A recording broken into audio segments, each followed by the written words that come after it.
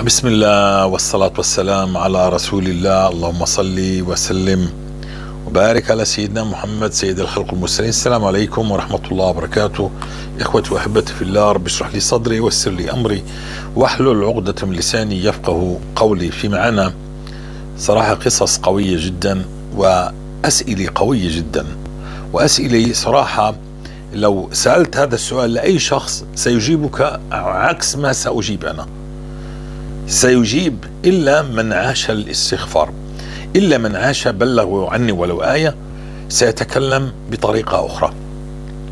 ماذا أقصد؟ احسن نسمع الكلام، ولكن بدي أبدأ أنا إن شاء الله كلامي بما بدأ به رسول الله صلى الله عليه وسلم مع أصحابه عليه الصلاة والسلام. الرسول عليه الصلاة والسلام بدأ مع أصحابه في تعليمهم التوحيد. من هو الله؟ كيف يسأل الله؟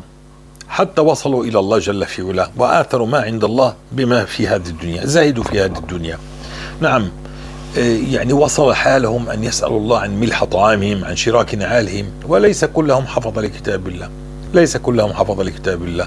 وحتى ما كان قد نزل القرآن، يعني ما اكتمل القرآن، يعني كلما نزل يعني كانوا يحفظوا ومش كلهم. الموضوع هنا في سؤال، نسمع السؤال من صاحبة السؤال حافظة لكتاب الله، تسأل سؤال مهم جدا. وشو علاقة بلغوا عني ولو آية في كل ما يدور؟ وهناك سؤال آخر عن المدخنين، يعني المدخن الذي مش قادر، لا يستطيع أن يترك التدخين ولكنه ماسك المسبح وعمال يستغفر. أنا عمال أستغفر، هل هذا يؤخر ثمار الاستغفار علي؟ من تجربتي مما عشت بدي أبين هذا الكلام. ليش أنا قلت لطالما قلت والله يا جماعة إنه أحب الأشياء إلى قلوبنا طبعا إنك أنت تكون حافظ لكتاب الله. هذه أحب، يعني منى كل واحد، إني أكون حافظ لكتاب الله وأكون من أهل الله وخاصته. وفوق هذا إني أكون معلم للقرآن. ومعنا الأخ عيسى، هو أظن نعم هو سعودي، نزلنا قصته قبل مدة، وعودنا نزلنا امبارح كمان كلام له، ويسأل أسئلة في هذا التعطيل الذي يعيشه. نعم، قطف ثمار ودل الناس على الاستغفار، والناس قطفت ثمار الاستغفار وبدأت تعيش، هو قطف ثم في موضوع هيك أشغله كثيرا، وهو حافظ لكتاب الله. هو يسأل سؤال: لماذا كتاب الله لم يحفظه؟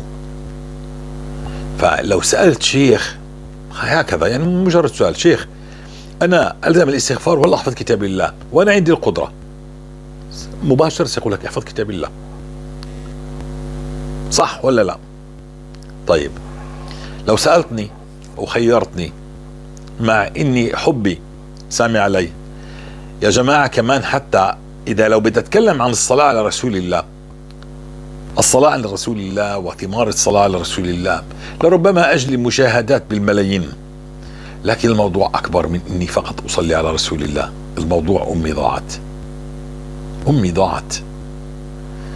ضاعت لكثرة ذنوبها، والذنوب تحتاج إلى مغفرة، إلى أن يغفر الله هذه الذنوب والإقلاع عنها. عليك أن تعرف الله، لا تستطيع أن تقلع عن ذنب إذا لم تعرف الله. كيف بدي أعرف الله؟ من خلال آية تعيشها. وأنا لطالما قلت لو خيروني بين أن أحفظ كتاب الله، وهذا مناي والله، وهذا يعني تعرف شو حلم، أو إني أتعلم في كلية الشريعة، كأنه الخيار يعني واحد من ثلاثة، اختار وحدي، أو أن تعيش آية. لطالما قلت سأعيش الآية وسأخذ الآية. نعم، سأخذ الآية وأعيش الآية حتى أعرف الله من خلال هذه الآية. فبالآية هذه سأنتقل من علم اليقين، إنما قاله الله وقاله رسول الله هو حق، إلى أن أراه أمام عيني. صحابة رسول الله رأوا يا جماعة، شافوا بعينيهم، مش فقط صدقوا.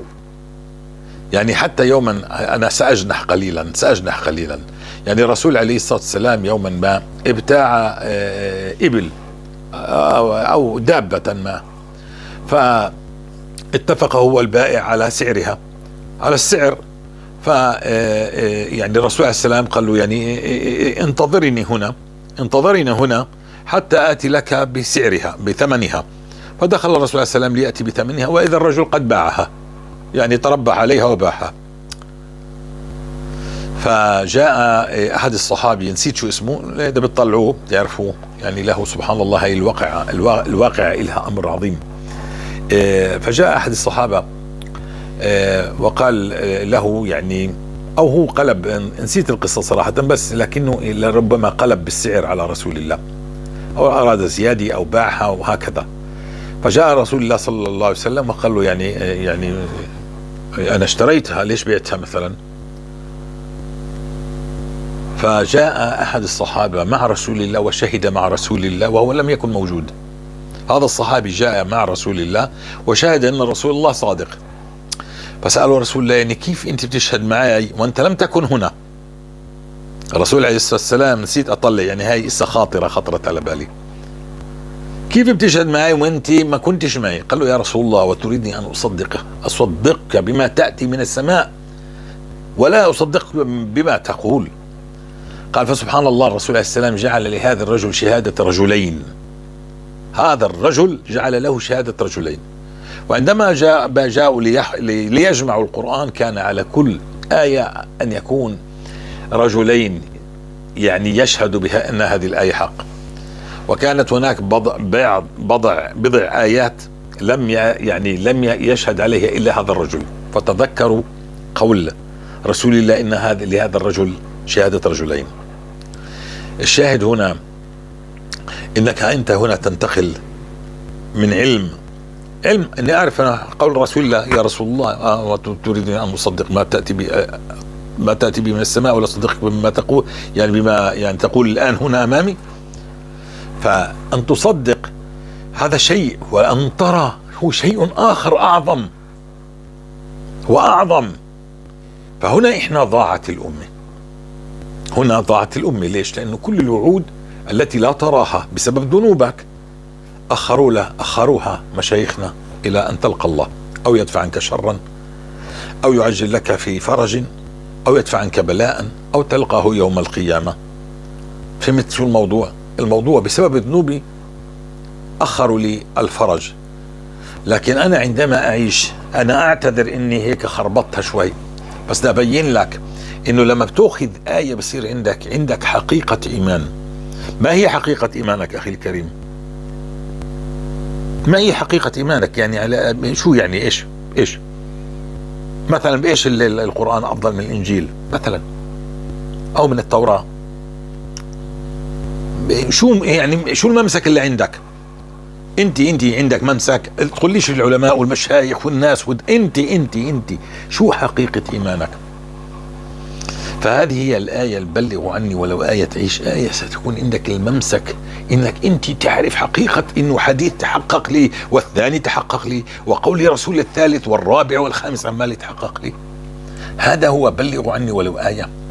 فإذا حفظت كتاب الله أنا ما عندي حقيقة إيمان، عندي حفظ بخصني أنا، بهمني أنا. لو أنا علمت الشريعة أنا سأعرف أقوال، يعني كله جميل، أنا ما قلت لا أعيب، ولكن الأعلى بالنسبة إلي حتى أثبت.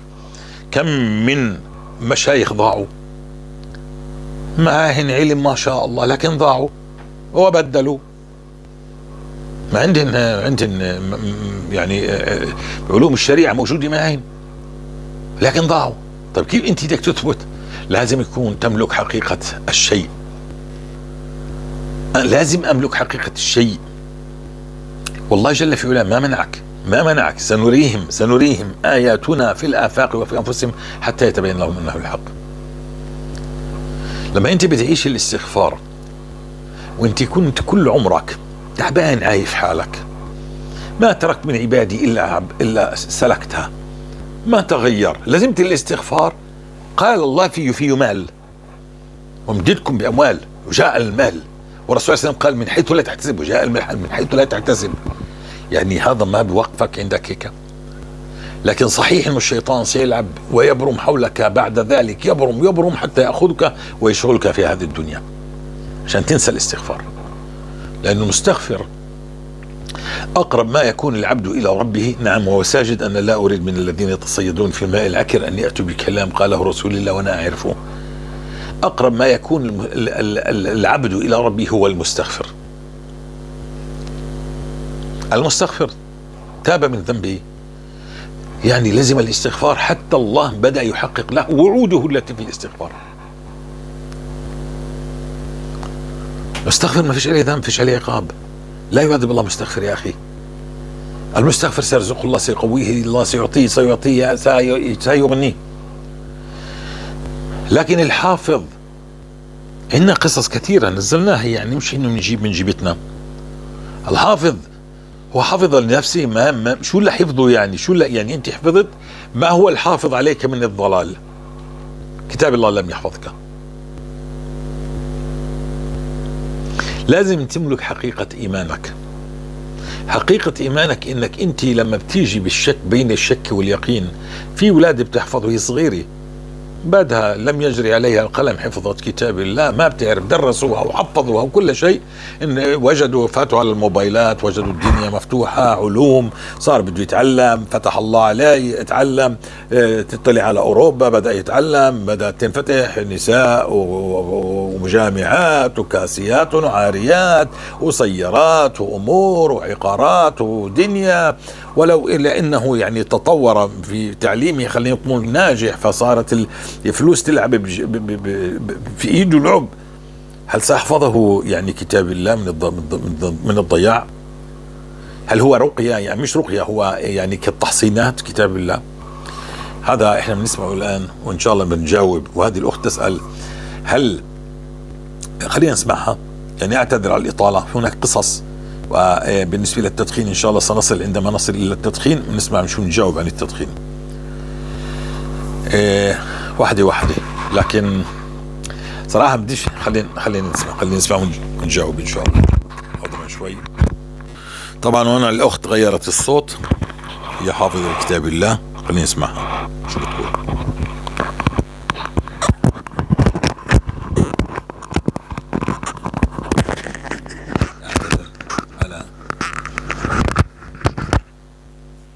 مشرفة عام تليجرام، بلغوا عني ولو آية. أستاذة شيماء، مشرفة عام تليجرام، بلغوا عني ولو آية. أرجو إيصال سؤالي للأستاذ الفاضل محمد حجازي. السلام عليكم. إلى الأستاذ الفاضل محمد حجازي، جزاه الله عنا خير الجزاء في الدنيا والآخرة. أستاذ محمد، أنا عرفتك من مقطع للأخ السوداني بإنستغرام، وذكر اسمك، وفورا بحثت عن اسمك باليوتيوب، وكأني سبحان الله لقيت كنزي الضايع من 22 سنة، ضياع وتخبط وذنوب خلوات وإباحيات ومسلسلات وأغاني وعدم ذكر الله إلا يمكن يمر الشهر ومستغفرة الله مرة، وتأخير بعض الصلوات ونفور من العبادات، ولا أدري ما السبب الذي يجعلني أكره العبادة والثقل وكره لأداء الصلوات، مع العلم إني أحفظ القرآن، وكنت أظن أنه بحفظي القرآن كفيل لأن أعيش حياة سعيدة، ومع الأسف من أسوأ الأسوأ.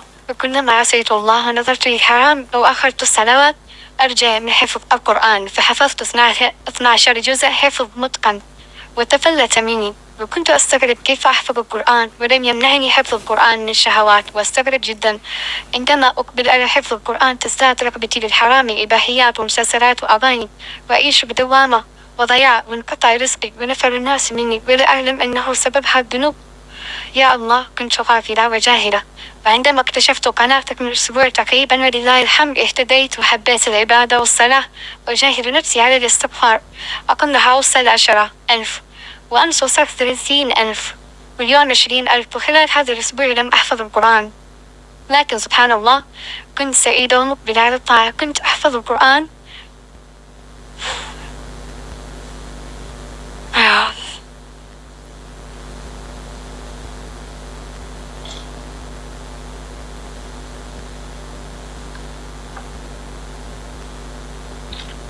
أعذر لأني أنا أقرأ من ورقة، بس ضيعت شوي. لا إله إلا الله. كنت أحفظ القرآن وأشعر بالضبط، وكأن الشيطان يوسوس لي لحفظ القرآن، ولم أفكر بالاستغفار أبدا. فأنا أم ولدي 4 أطفال صغار ومضبوطة، وأضغط نفسي بحفظ القرآن، لعل وعسى أن يرحمني الله ويغفر لي ويدخلني الجنة.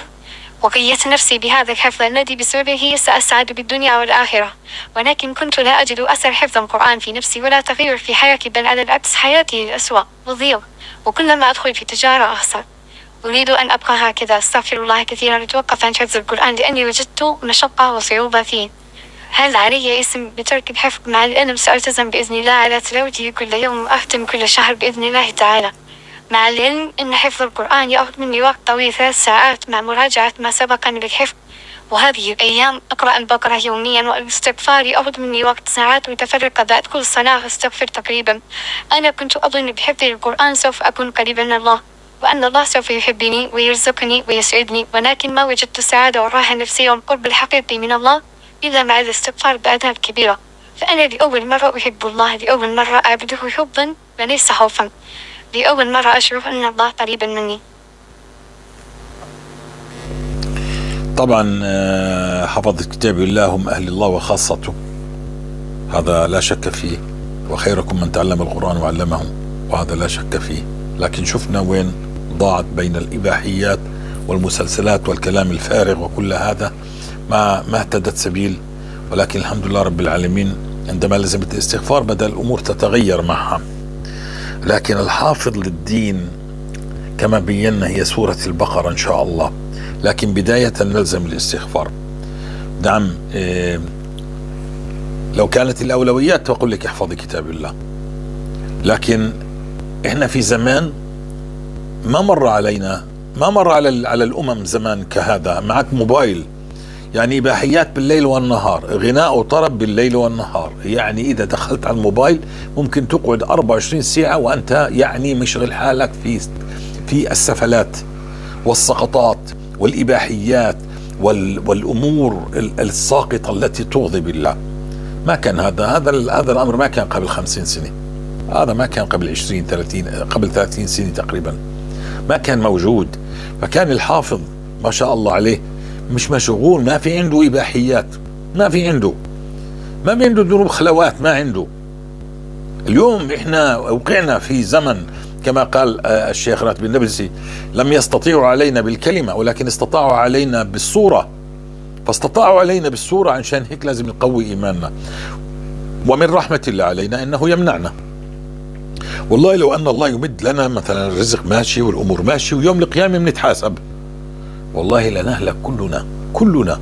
لكن من رحمة الله علينا إنه بيمنعنا، فبتصير تسليط، يعني الأرزاق قليلة، الأمراض كثيرة، الديون تكثر، وهكذا المشاكل بتكثر علينا عشان الله يوقفنا ونعيد حساب جرد حساب.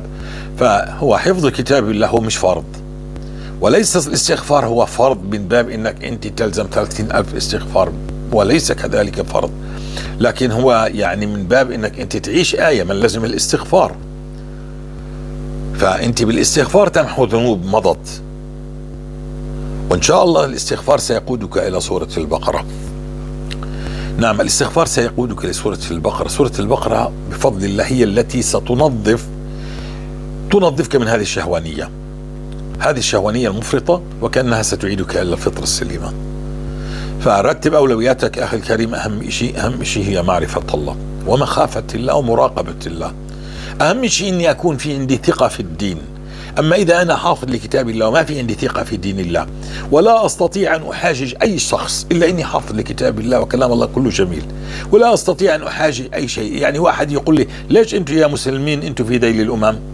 ليش يا مسلمين ما أنتم بتعدوا حالكم أولياء الله، ما كلكم بتصلوا وبتصوموا وبتحجوا؟ شو بدك تقول له لهذا المسلم، لهذا أي واحد يعني يتهكم على ديننا؟ أعطيني حقيقة، بدي حقيقة، بديش كلام، لا تأتي لي بكلام، يعطيني حقيقة أنت بتعيشها. شو بدك تقول له؟ أنا طبعا بفضل الله أملك حقائق 100 بلا نهاية. أنا أقول إن الله هو الذي يعذبنا، الله هو الذي يعذبنا، ما في حد ثاني يتجرأ علينا إلا إن الله هو الذي سلطهم علينا. الأعداء هو الله جل في علاه سلط عليهم تأديبا لنا. ومن سلط الأمراض؟ الأعداء سلطوها علينا، مش هو الله. من سلط الديون؟ هن الأعداء اللي سلطوا الديون علينا، مش الله اللي سلطها علينا. من سلط الزوجة والسحر؟ هم الأعداء سلطوا علينا ولا إحنا يعني الله سلطها علينا؟ فعندما نعرف الله سيرفع الله كنا عنا كل شيء. هناك وعود في الاستغفار لا يعذب الله المستغفر، سيرزق الله المستغفر. هل يعقل أن يكون أمي كلها شحادي، يعني يعني كلها مديونة وخربانة بيوتها وما فيش معاها فلوس لا تعلم أولاد ولا تأكل ولا تشرب ولا تلبس ولا تعمل أي شيء، وبدها تقود أمم حافظة لكتاب الله؟ هذا الزمان لا يشبه الأزمنة التي مضت. فالمتصيدين في الماء العكر نعرف يعني مكركم، ولا ما بيهموني والله بشيء، لكن لازم أشير إليهم لأني أنا بعرف أنه هناك مكرين يترقبوا ويتصيدوا كل حرف منطق بهم. وأنا قد أعطيت المقدمة عن حفظة كتاب الله إنهم أهل الله وخاصته، لكن يؤتى في الرجل يوم القيامة يقال له لما حفظ؟ فيقول فيك يا رب.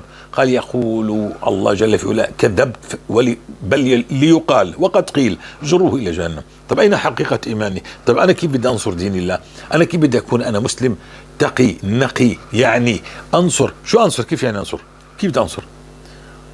بحقائق، بأخلاقي، بمعاملاتي، بفهمي لدين الله. مش فاهم إني أنا يعني كيف أتوضأ ولا كيف أصلي. أنا بدي أعرف الله يا أخي، أنا بدي أكون عندي ثقة في ديني إن الله إذا عملت هذا العمل سيعطيني، مش كل شيء بدي أجله. إذا لزمت الاستغفار في وعود إنك ستتحقق. ليش أنت بتقولش إنه بتتحقق؟ لأنك أنت ما عشت، أنا عشت. فعندما أعيش أنا أقول لك ستتحقق وعد تلو الآخر كما رتبها الله في سورة نوح وفي سورة هود وفي سورة الأنفال وفي كل مكان في كل موقع. الله جل في علاه رتب هذا العطاء. والاستغفار مطلوب في كل أحوالك. عشان هيك الرسول صلى الله عليه وسلم كان يلزم الاستغفار. ما من مجلس إلا يعد له 70 استغفار أو أكثر. فالأولى بي إني أعرف الله. عندما أعرف الله ويكون عندي حقيقة إيمان وأنا إنسان، سأرجع إلى الحفظ، سأعود إلى الحفظ إن شاء الله. لازم أعرف الله، لازم يكون في صلة بيني وبين الله. مش أنا ليش أنت حافظ أنت عمال تحفظ؟ لماذا مثلا إذا عبادتك، إذا حفظك لا ينعكس على حياتك اليومية، يا أخي أنت في ضياع. يا أخي هذا يعني حب الله. إذا لم تجد الحلاوة في 3 فاعلم إن الباب مغلق. في قراءتك للقرآن، في ذكرك لله، وفي الصلاة ما في حلاوي. يعني أنا هيك بعمل حافظ هكذا. هاي هي الببغاءات.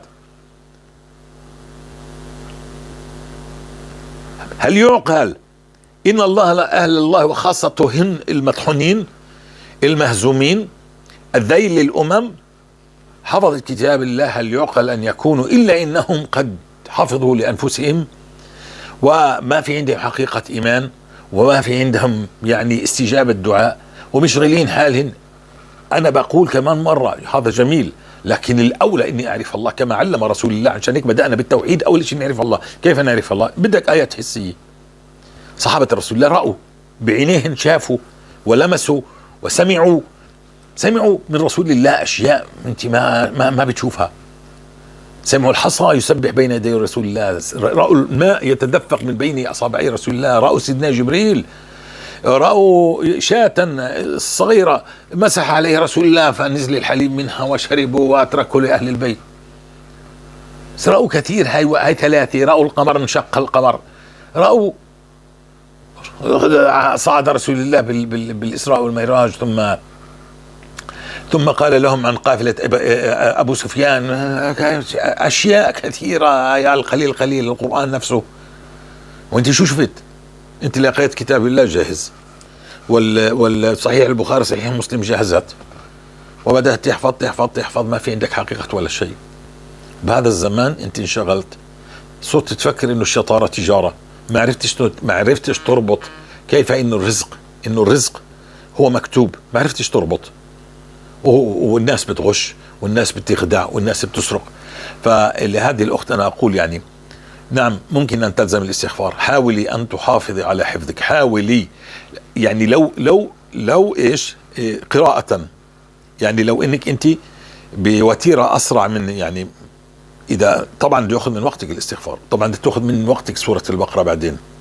لكن لا تهجري كتاب الله عشان الحفظ. لما أنت احنا بالاخر بدنا نصل إن بالاخر يعني اول شيء احنا لازم الاستغفار، نقطف ثمار الاستغفار بتغير حالنا، بنعرف الله من هذا الباب. عندنا ايات حسيه، امطر الله السماء، غير احوالنا، رزقنا من حيث لا نحتسب، امورنا بدات ترتاح. ثم اخذنا سوره البقره باذن الله تعالى 4 مرات، نعم، وننزل بالاستغفار. لما بناخذ 4 مرات سوره البقره بننزل بالاستغفار، لكن لا نسفره. إلا يستطيع أن يأتي ب12,000 فليفعل، والذي يستطيع أن يأتي لا يستطيع يعني لقلة وقته ينزل، بس ما يسفر، ما يشو السفر يعني. فهنا إحنا إن شاء الله 4 مرات سورة البقرة، ربما شهر، شهرين، 3 وهكذا. ثم إحنا بننزل بالاستغفار، لكن بالآخر سنستقر على مرة واحدة سورة البقرة يوميا بالآخر. يعني أنا اليوم مستقر على مرة واحدة سورة البقرة، و12,000 أقل القليل بالاستغفار. مفهوم؟ أقل القليل أنا الآن مستقر على مرة واحدة كل يوم سورة البقرة كاملة، و12,000 أقل القليل. أقل القليل 12,000، من 12,000 وفوق. مفهوم؟ هذا جوابي للأخت. إذا أنت وجدت نفسك في الاستغفار، ممكن أنك لا تقطعي عشان ترجع إلى الحفظ. عشان ترجع للحفظ مليح يكون الواحد عنده آيات حسية، يكون عنده حقيقة للإيمان، القليل يتغير الحال، نخرج من الإباحيات، نخرج من الضلالات. نعم، كيف بدك تخرج من الضلالات وانت ما انت موجودة مع كتاب الله بضلال؟ فسورة البقرة لها إن شاء الله شوي شوي. الإنسان لما يبدأ، يا جماعة، الإنسان لما يبدأ يجد ضالته مع الله بصير يستحي من الله. والله يعني أنا عندما بدأت، يعني عندما كنت يعني أبدأ بالنسبة للكلام عن التدخين، في سؤال عن التدخين، يعني هل نقطف ثمار الاستغفار وإحنا مدخنين؟ يعني أنا كنت أستحي من الله عندما كنت أقبل على الله. خلص أنا تبت، أقبلت على الله، ولا مرة ارتفع في الإيمان يعني إلى درجة إني كل صلواتي في المسجد وتسبيح وذكر وكل هذا الشيء إلا وتركت التدخين. كنت أستحي من الله، ما يليق. وأنت يا أخي الكريم قد يرزقك الله، لكن الرزق مش الوافي، لأن الله يريدك أن تترك كل شيء ولا تتعلق ولا بأي شيء. والتدخين هو من مالك أنت، بتحرق مال وبتسأل عن مال. تعرف قديش بيكلف عندنا التدخين؟ عندنا يعني عندنا هنا على القليل يعني لربما يكلف تقريبا قرابة بين 300 ل 400 دولار شهريا المدخن العادي، مش اللي يعني لا المكثر ولا المقل، العادي المتوسط. طيب 400 دولار، هاي عندك انت تقريبا 5,000 دولار بالسنة. طيب 5,000 دولار ب10 سنين، هاي 50,000 دولار، وهدول بتبني فيهن بيت، وبعدين بتبكي ما عنديش، انا مديون فيهن. فحط بعقلك براسك، فيش اشي صعب. اسأل الله بيساعدك، اسأل الله يخلصك من التدخين. سيعطيك الله. إذا أعطى النصارى بالاستغفار الذين أسلموا معنا غير حياتهم، هذا وعد. الله سيعطيك.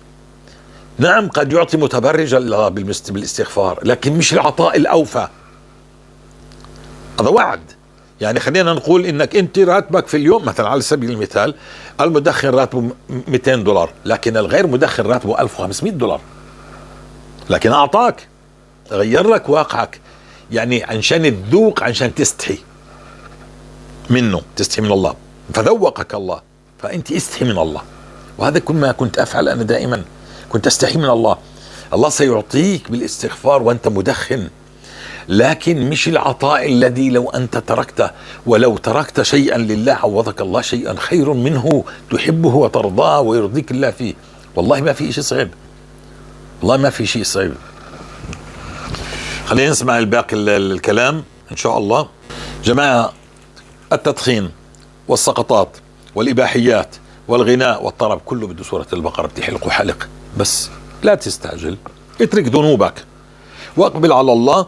يا عمي، واحد بده يشتغل عليه مهموم، مش زي واحد تعال معنا نشتغل، هو بشد لورا واحنا بنشد لقدام. لا، انت يعني بنشد فيك تيجي تعبد الله وانت متراخي كم مرة وقد ايه بتاكل وقت. لا، انت بدك تشتغل ولا بدكاش تشتغل؟ انت بدك تتوب ولا بدكاش تتوب؟ انت بدك تقبل على الله. عرفت فلزم يا اخي، عرفت فلزم، مش تضلك انت مستمر باللي انت عليه.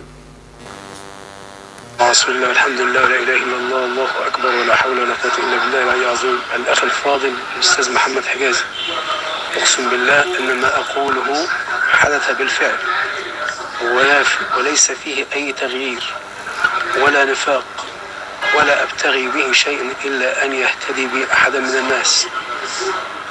أني كنت سنة 1993 كنت شابا فقيرا، يعني لا أكاد أجد قوت اليوم، فرزقني الله سبحانه وتعالى بعمل أمين خزنة في شركة ما، فكان يدخل فيها بعض الأطفال ومعهم ورق يوزعونه مقابل يعني أي مبلغ.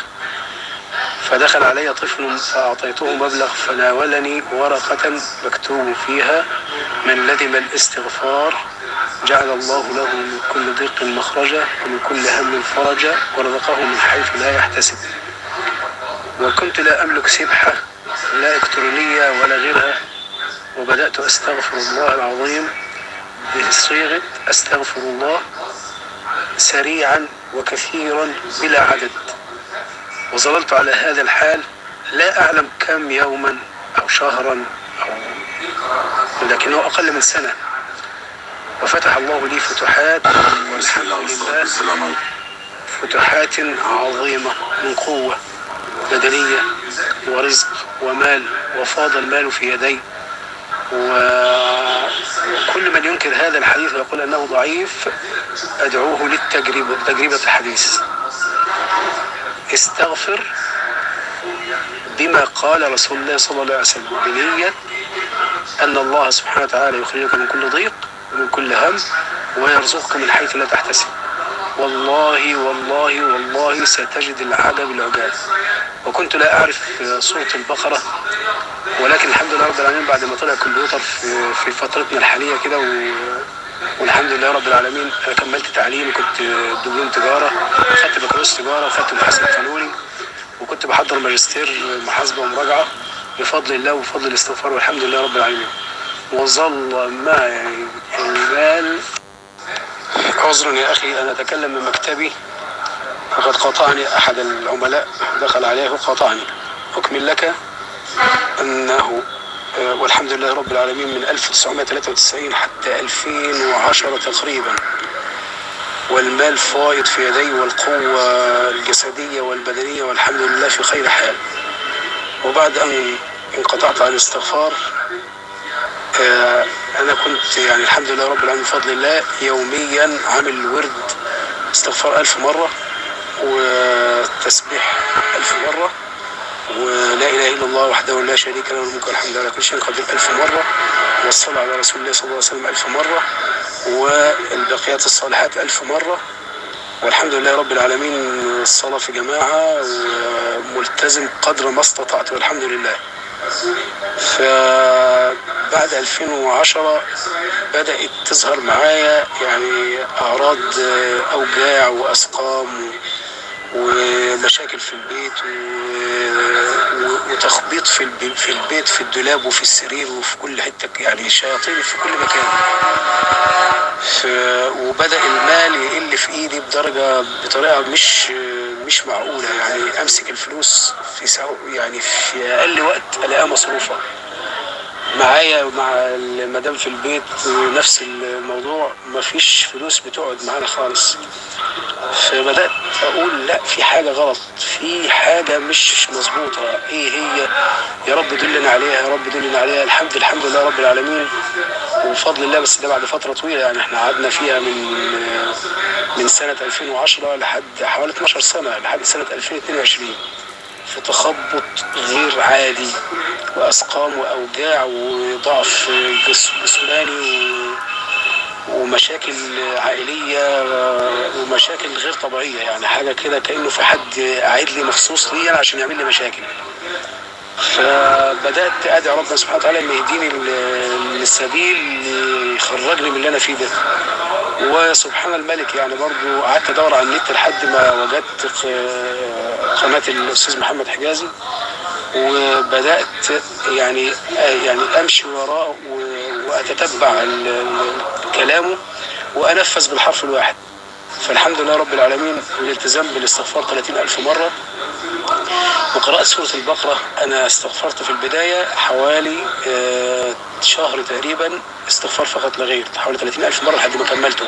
طبعا بدأت ما كنتش متوقع إن أنا أوصل ل 30,000، بس بدأت يعني أوصل 12,000 15 18 20 22 30 لحد ما وصلت لل 30، وبدأت أثبت عليهم بفضل الله ورحمته إن شاء الله. وبعد الشهر بدأت أقرأ في سورة البقرة مرة واحدة، فلقيت التغير طفيف جدا، فبدأت أقراها مرتين، فلقيت التغير بدأ يزيد، يعني التغير للأحسن والأفضل بدأ يزيد. فساعات كنت عشان ظروف شغلي، أنا شغال محاسب قانوني، فعشان ظروف شغلي مش قادر أوفي أكتر من 3 مرات، يعني بوصل لمرتين أو 3